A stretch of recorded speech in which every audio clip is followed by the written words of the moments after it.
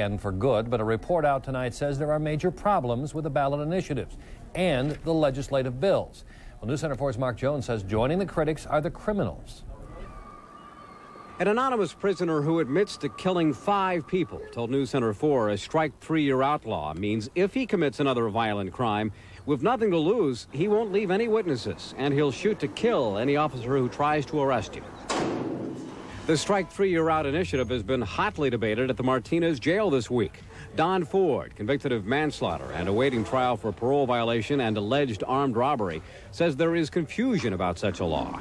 There's a lot of people in there that don't rape women, that don't get out and molest kids. And you got career criminals that get out, they do burglaries and stuff like that, where there is no violence involved. In the first written analysis by a district attorney's office, the Contra Costa County DA says the voter initiative has flaws which could cause years of lawsuits. For instance, under the initiative, juvenile criminal records would be included for violent histories, but juveniles are sentenced without benefit of a jury. If we're going to put people in prison for 25 years to life based in part upon juvenile crimes, that the California Supreme Court is going to say you have to offer them a jury trial. There aren't enough judges or courtrooms now for adults headed to prison. Other problems. Under the initiative, out-of-state felony convictions would not be considered. Death row cases could be jeopardized by defense attorneys.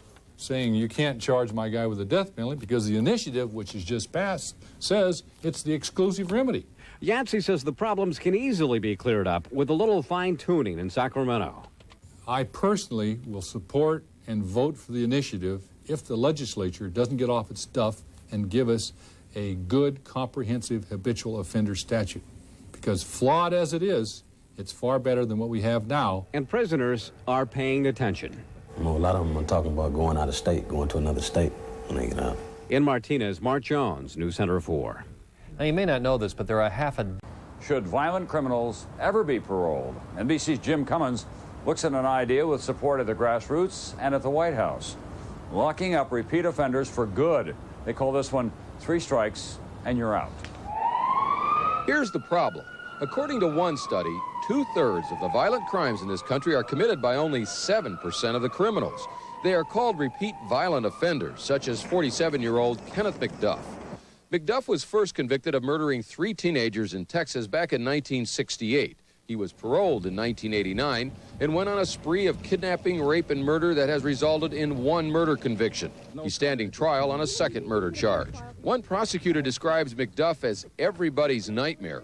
A sister of one of McDuff's suspected victims said what everybody is thinking. I mean, all this money being spent when we could have just kept him in prison once and been done with it. At least McDuff was locked up for more than 20 years. A 1992 survey by the National Center for Policy Analysis in Dallas found the average murderer could expect to spend 1.8 years in jail. The average rapist, 60 days. The bottom line is this is a scary place to live. It's that simple. Mike Reynolds is leading a petition drive in California for 3 strikes and you're out, a referendum that would require judges to send 3-time violent offenders to prison for 25 years to life with no chance of parole. 19 months ago, I stood alongside a little girl that had a .357 Magnum bullet in the middle of her brain. That girl was Reynolds' daughter, Kimber, shot to death during a robbery by 2 men. One of them was killed in a shootout with police. The other, a drug user with a long criminal history, pleaded guilty to armed robbery and accessory to murder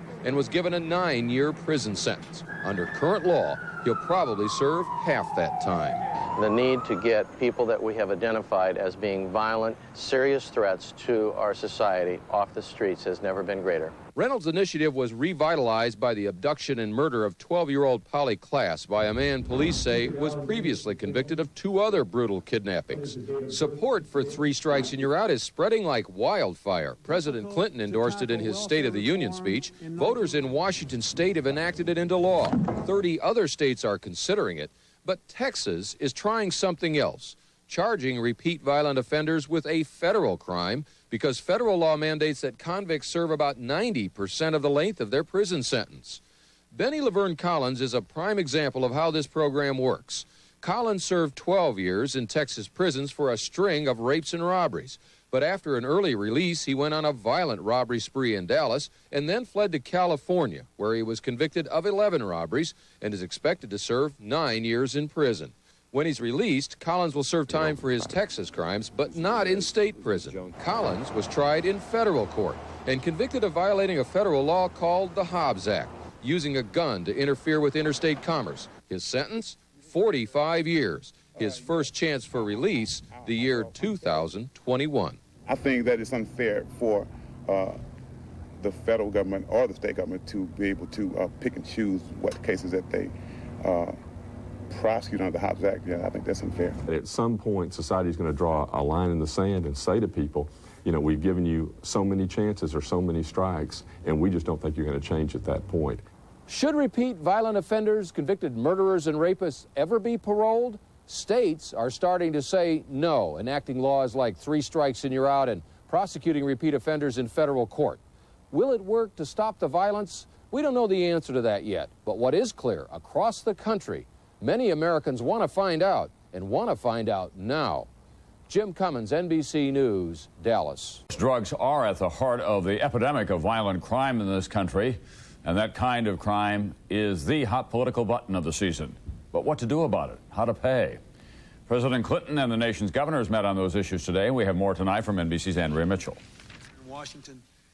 With Americans on edge about crime, politicians want to show they're doing something about it. We know that a small number of people commit a significant number of the truly violent crimes and are highly likely to be repeat offenders. Mr. Clinton asked the nation's governors today to lobby for a new crime bill that would lock up repeat offenders for life, the 3 strikes and you're out bill.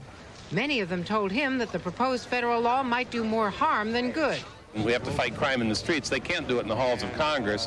What the governor's concern is that the states end up getting their hands tied. 3 strikes and you're out at the federal level doesn't mean much, does it? Because there are not that many federal crimes in which you can put somebody in prison for life.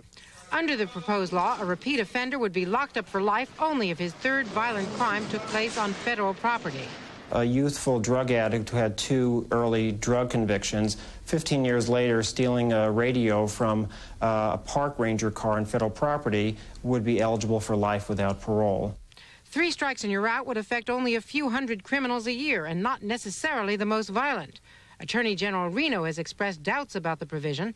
Senate Judiciary Chairman Joe Biden called it wacko. And no one has figured out how to pay for all this law and order. If we say we're going to get tough in terms of both prevention and punishment, and yet there's no money there, so there are no real cops on the beat, or no new jail cells to house the violent, then the public is going to feel fooled and eventually angered. White House officials have told NBC News that they know the proposal won't work as advertised. But right now, talking tough about crime is good politics. Andrea Mitchell, NBC News at the White House.